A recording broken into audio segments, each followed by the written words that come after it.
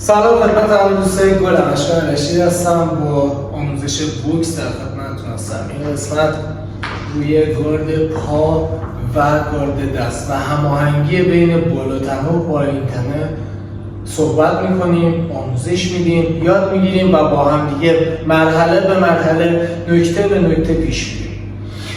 اول از همه باید اینو دقت بکنید که کار پا تو بوکس خیلی مهمه، حتی بیشتر از کار به دست.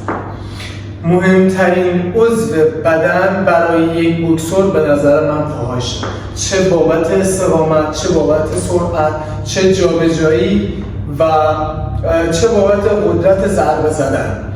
ما خیلی از جاها ضرباتمون و قدرتش رو از پا میگیریم و استقامت و چابکی پا باید فوق‌العاده بالا باشه برای یک بوکسور. ما با پاهامون جابجا میشیم، حرکت میکنیم، ضربه میزنیم، دور میشیم، دفاع میکنیم، رد میکنیم و خیلی کارهای دیگه. پس خیلی مهمه که کار پا رو خیلی بهش اهمیت بدیم و خوب و خوشگل یاد بگیریم، تکنیکی و عالی. حالا اولین نکته که باید توجه بکنیم اینه که اول دست سنگینمون رو انتخاب بکنیم. یه سری چپ دست هستن، یه سری راست دست هستن. یا بعد ببینیم که به کدوم سمت راحتیم وایسیم. ولی معمولا دست سنگین عقب بدن وای میسته. واسه همین مثلا برای کسایی که دست راستشون سنگینه، پا رو تو مرحله اول کنار هم قرار میدیم. پای راست که قراره بره عقب روی پاشنه پا 90 درجه میچرخه، میاد روی پنجه 90 درجه میچرخه، یک مقدار به طور مورب، یعنی نه به سمت بغل نه به سمت عقب مستقیما. پس شد 1 2 یه ذره مورب به اندازه نیم قدم یا 1 قدم مورب عقب میره. 3 توجه کنید هیچ موقع پاها نباید به هم برسه و نباید هم دیگر رو قیچی کنه، چون در هر دو صورت تعادل ما رو به هم میزنه و تعادل پاها یکی از مهمترین چیزاییه که بوکسور باید رعایت بکنه. پس پاها رو وقتی توی این حالت قرار میدیم هم به جناحین هم به جلو عقب راحت‌تر میتونیم جابجا شیم، خم بشیم، دفاع کنیم، رد بکنیم و حتی ضربه بزنیم و انتقال نیرو بدیم. پا رو توی این حالت نگه می‌داریم. هر جا هم که حس کردیم توی قدم ها مشکل واسه فاصله پا به وجود اومده، دوباره برمیگردی از قدم اول شروع می‌کنیم و تمام. نکته دوم، پاشنه پای عقب. ببینید پاشنه پای عقب باید همیشه بالا باشه. چرا؟ دلیل داره. به خاطر اینکه رو به جلو وقتی حمله می‌کنیم این حالت آماده باش داره، ما رو راحت‌تر به سمت جلو پرتاب میکنه و تو حرکات و ضربات انفجاری خیلی به کمکمون میاد. وقتی روی پنجه باشه و پاشنه بالا باشه میتونه ما رو هل بده به سمت جلو. نکته بعدی، وقتی پا رو روی این حالت قرار گرفته دست‌ها رو کنار بدن، فک داخل، سینه صاف. این حالت به هر سمتی که میخوایم حرکت بکنیم اول اون پا حرکت میکنه، به سمت جلو اول پای جلو، به سمت عقب پای عقب، به سمت راست پای راست، به سمت چپ پای چپ. هر مقداری که پای اول مسافتی رو طی میکنه پای دوم هم همون مسافت رو باید طی بکنه و سعی میکنیم به اندازه 1 قدم رو به جلو بریم، نه بیشتر نه کمتر. 1 2 1 2 1 2 3 تا 4 تا سعی میکنیم مسیرمون رو تغییر بدیم تا تو تمام مسیرها بتونیم حرکت بکنیم. 3 تا 4 تا 2 تا فرقی نداره. فقط مهمترین نکته اینجاست، تویی که آماتور هستی و تازه داری بوکس رو شروع میکنی به یاد گرفتن، باید موقعی که میخوای مسیر تو عوض کنی یه استاپ بدی، مغزت شرایط رو بسنجه و بعد با اون پایی که قراره حرکت بکنی حرکت کنی. به سمت جلو حرکت میکنیم. 1 2 1 2 1 2 استاپ 1 2 1 2 1 2 استاپ به سمت راست استاپ به سمت چپ. نکته بعدی، پاهای ما هیچ موقع نباید صاف یا خیلی خمیده باشه، باید همیشه رو حالت فنری و آماده باش بشه. پس نه خیلی خمیده نه خیلی صاف که نتونیم ازش استفاده کنیم، رو حالت عادی و فنری اصطلاحاً رو حالت فنری نگهش می‌داریم. یه نکته دیگه، ما با این فاصله به سمت عقب جلو خیلی راحت میتونیم حرکت بکنیم، اما نکته بعدی، وقتی داریم به جناحین یا به بغل حرکت میکنیم زیاد استایل جالبی نداره که پامون با این فاصله باشه. پس چیکار میکنیم؟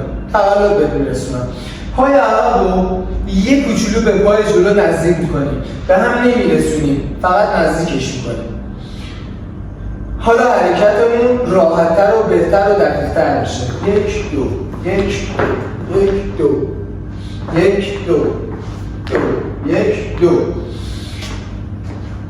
نکته بعدی، باید کار پا رو خیلی زیاد تمرین بکنیم.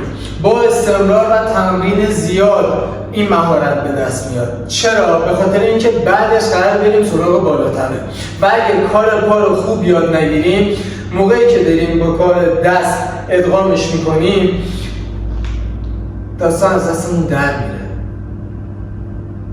یا فاصله پامون به هم میخوره یا خیلی باز میشه و بعد مجبوریم به پاهامون نگاه کنیم و اختیار بالاتنمون هم از دست میدیم. پس دونه دونه سعی میکنیم حداقل 6 تا 7 راند یا اصلا یک جلسه رو مختص به گارد پا، یعنی به گارد پا اختصاص بدیم. جمله‌ام تمام نشد. و بعدش بریم سراغ کار دست. چرا؟ چون هماهنگی بالاتنه و پایین‌تنه یه مقدار سخته برای کسایی که تازه شروع کردن، مخصوصا یا تازه اصلا تمرین کردن و ورزش رو شروع کردن. پس سعی می‌کنیم بیشتر کار پا رو انجام بدیم. بعد از اینکه کاملا جا افتاد، حالا میتونیم بدون اون مکس و استاپی که داشتیم حرکت بکنیم، نه اینکه کامل برداریم اینجوری بخوایم بریم، نه، مکسمون رو کوتاه‌تر میکنیم. حرکت یه مکس کوتاه دوباره، یه مکس کوتاه دوباره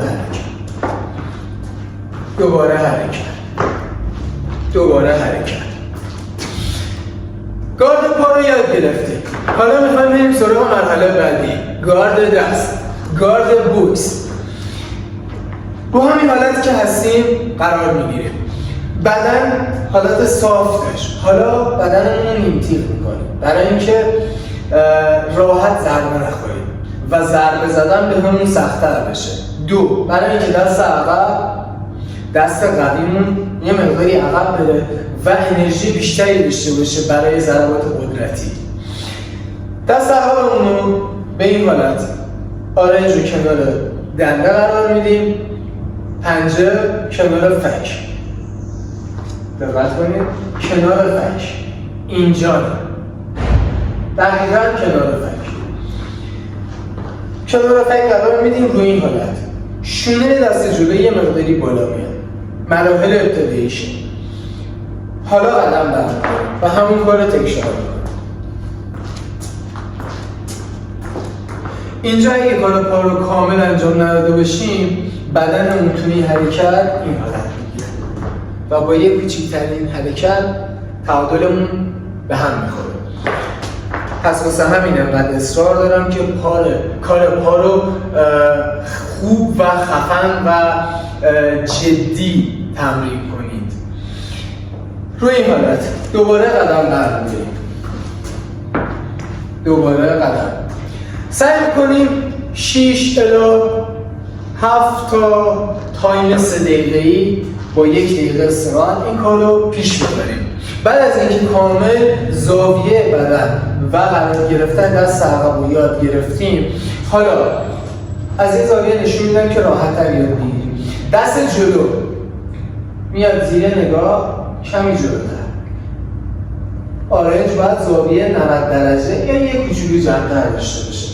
چرا میگم دست زیر نگاه جلوتر؟ به خاطر اینکه اگه پایین‌تر بشه صورتم بازه و اگه بالاتر بشه هم جلوی چشمم میگیره، هم دنده و شکمم باز میشه و راحت‌تر ضربه میخوره.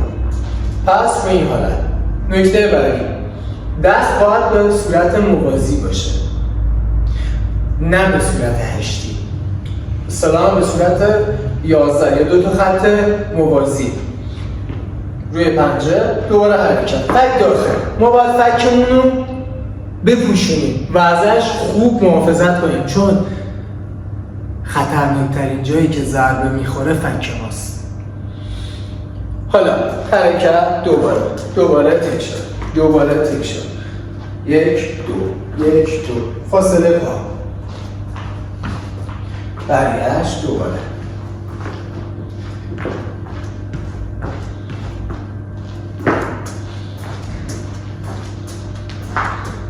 سعی می‌کنیم این کار رو مدام انجام بدیم. این هم بین 7 تا 8 راند 3 دقیقه‌ای با 1 دقیقه استراحت تکرار می‌کنیم تا کاملا ملکه ذهن و بدنمون بشه، تا بتونیم توی جلسه‌های بعدی حرکات بهتر، بیشتر و ضربه زدن و دفاع کردن رو یاد بگیریم. خیلی دوستتون دارم، امیدوارم که مفید بوده باشه. تو خونه شروع کنید تمرین کردن، دونه دونه انجام بدید، نظرات خودتون رو کامنت بکنید و لایک و سابسکرایب یادتون نره. خیلی مخلصیم.